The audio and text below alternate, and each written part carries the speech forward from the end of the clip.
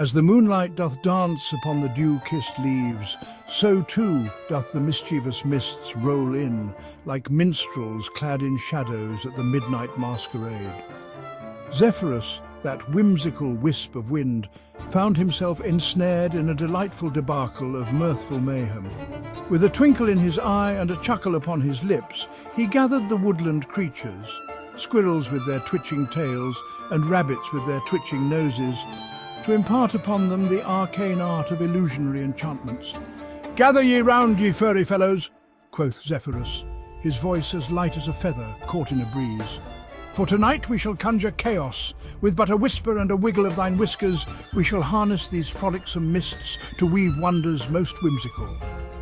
The creatures blinked wide-eyed, their hearts aflutter with anticipation and perhaps a hint of trepidation. After all, who knew what folly might ensue when one trifled with magic? With an exaggerated flourish befitting a bard of yore, Zephyrus began to teach them the incantation, "Misty mumbles make merry mischief. Twirl thy tails and tickle thine toes." The words tumbled from his lips like marbles down a staircase, each syllable spinning into the air like dandelion seeds on a summer's eve. As they chanted together, the mists thickened around them, swirling and twisting into shapes both absurd and enchanting. Suddenly, from within the fog, emerged illusions that would baffle even the wisest owls perched high above. A grand banquet table appeared, laden with pies that sang sonnets of sweetness. Squirrels scampered forth to partake, but found only air where pastries should be. "Oh dear!" squeaked one particularly plump squirrel. "I've been tricked by my own tummy's treachery." Yet amidst this delightful disarray arose an unexpected twist. A new spell whispered through the trees like secrets shared among old friends. "What if," pondered Zephyrus aloud with an arch grin, "we could not merely create illusions, but also swap our very selves?" The woodland creatures gasped collectively. Such audacity was both thrilling and terrifying. With newfound fervour, they set about crafting this peculiar spell. "Misty mirrors meld our minds. Swap we shall till dawn unwinds." As they recited these words with fervent enthusiasm, Zephyrus felt an odd tingling sensation ripple through him, a sign that magic was indeed at play. But lo! In an instant, most bewildering, he found himself staring back at his own reflection, not as himself, but as a rather disgruntled badger. "Oh, what jolly jest is this?" he exclaimed in disbelief while scratching his furry chin.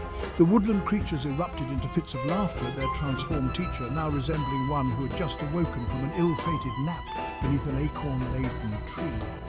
Yet amidst their merriment lay confusion. How could they reverse this raucous riddle? In their frantic flurry to restore order to their topsy-turvy world, they stumbled upon yet another incantation hidden within the folds of mist. "Misty memories mend our forms, return us all ere break of morn." With renewed hope and determination coursing through them like lightning through storm clouds, they chanted once more. As dawn broke over yonder hills, and sunlight pierced through the lingering mists like golden arrows shot from celestial boughs, Zephyrus felt himself returning to his airy form. He floated above his friends who cheered jubilantly, no longer badgers or squirrels, but themselves once more. The lesson learned was clear. Magic is not merely for mischief, but also for camaraderie and connection. Thus concluded their night of mirthful mayhem. A tale spun from whimsy and wonderment that would echo through the woods for ages untold. And as Zephyrus bid farewell to his newfound friends with promises of future frolics under moonlit skies, he couldn't help but chuckle at how even amidst chaos there lies beauty, and perhaps just a touch of absurdity.